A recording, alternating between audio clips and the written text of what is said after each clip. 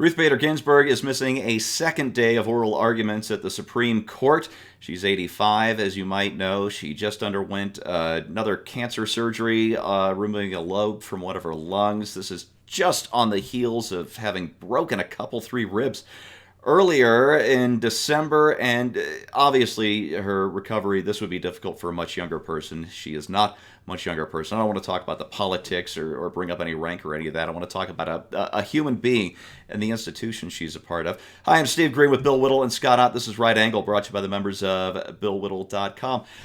Listen, gentlemen, I think I want to start with you, Scott. As her health has declined, we've seen more and more of this sort of cult of notorious RGB, and I'm not sure it's doing her any good at all. The most recent, and this is a creepy example, was Politico's Roger Simon went on Twitter. We're taping this on Tuesday, the second day that she's missing her arguments at SCOTUS. Roger Simon put up on Twitter today, "If it were possible, would you subtract 1 day off your life and add it to Ruth Bader Ginsburg's life for 1 extra day of good health? If just 10,000 people did this, it would add 27 productive years to her life."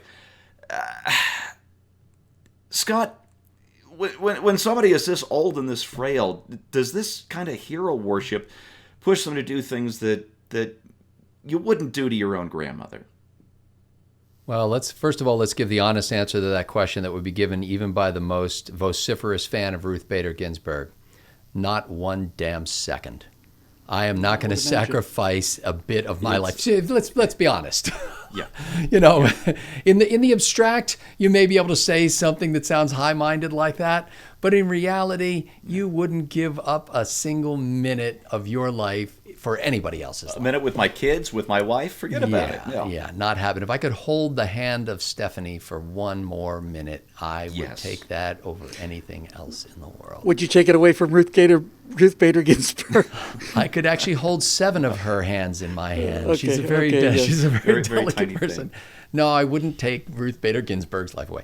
So number one is, it's just an absurd question that a writer poses so he can get a provocative clickbait headline so that people might want to read his tired prose. The other thing that occurs to me, and as you were introducing this, I suddenly thought, it's a shame her friend Antonin Scalia isn't there to be at her bedside.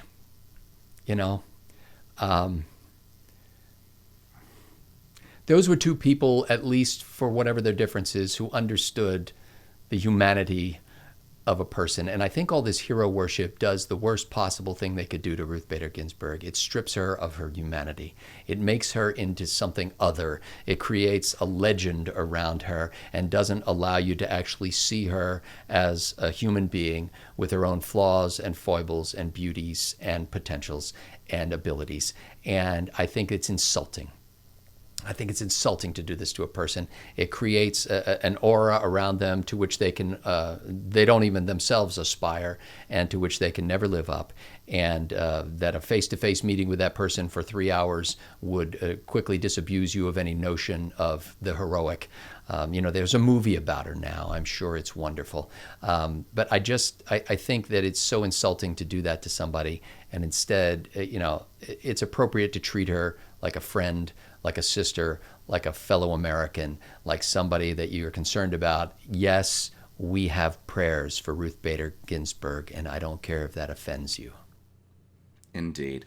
Bill, a reader of mine at the PJM Live blog wanted to know if there was some sort of 25th Amendment solution, and I had to explain to him, no, the 25th Amendment was written for an incapacitated president, and the president only. It doesn't apply to anybody else in the federal government. And I remembered a bit of history that I hadn't thought of in a long time. The 25th Amendment was written in kind of a panicked rush after the assassination of John F. Kennedy, because there was this fear, especially in the shadow of the Cuban Missile Crisis. What if Kennedy was merely brain dead? What if the surgeons had been able to keep him alive down there in Texas? What would happen to our nuclear authority? Where would that devolve if the president is still legally the president? And so the 25th Amendment was written in this very big hurry to prevent that situation from happening. This worry about who would have the legal authority to launch a counterstrike if the Soviets launched a first strike with a brain-dead president? Now, the Supreme Court, of course, is a lifetime appointment, but we saw something like this with John McCain over the last couple of years of his life. Do you think maybe we need some sort of constitutional solution for elected or appointed representatives of the people who just aren't up to performing their duties anymore? Well, if we had one of those, there would be nobody in Washington would be a ghost town. I know. Wouldn't that be awesome? Look, people's minds deteriorate as they get old, and part of that's genetic, and part of that I know from personal experience with my own mom, and her brother, who's 1 year younger, who's obviously my uncle, that so much of that deterioration is based on not using your mind. My uncle Ted is sharp as a tack. He lectures on gas turbine engines all around the world. My mom just didn't have that kind of mental exercise, and her memory is essentially pretty much gone. So a lot of it is the fact that these people are doing so much thinking that I'm not aware of many cases of actually senile Supreme Court justices. I don't think that this is a particular problem, and I'll tell you why I don't think it's a problem. And no one's really mentioning this, and that is because Ruth Bader Ginsburg, just as one example, is a member of a pretty tight little fraternity sorority. And I suspect, in fact, I don't just suspect, I have a very solid feeling that if it became clear that one of the justices was mentally incapacitated and getting worse, that they would have a conversation between themselves behind closed doors and have the courage to tell that person, your service has been extraordinary, and we are telling you as your friends and as people who are responsible for defending the law in this country that it's time for you to step down. So I don't think there's any evidence of that with Ginsburg, but anyway. No, she still seems sharp as a tack, as you say about your uncle. And we talked before about what the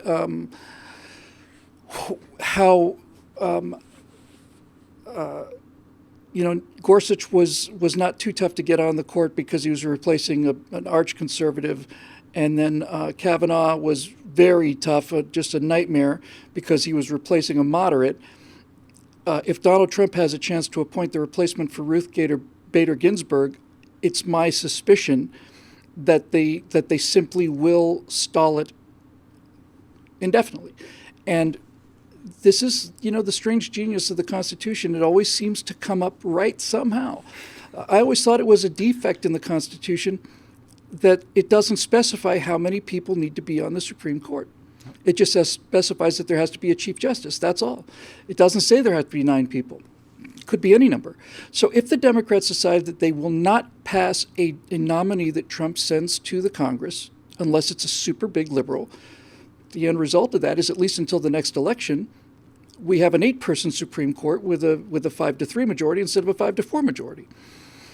But there is one thing I do want to say about this, and I really think this is important, real important point. Sorry.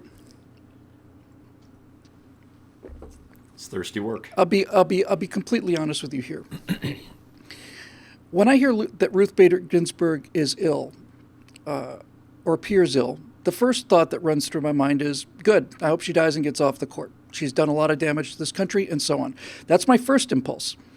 Now, if Donald Trump were to come down with cancer or something, there'd be millions and millions of people saying, hope you die painfully of cancer. But the difference between what we see from progressives and what we hopefully see from conservatives is, I don't pretend to be a superhuman being who has no sense of personal feelings, like on some level that wouldn't be good for the country, and therefore I want it to happen.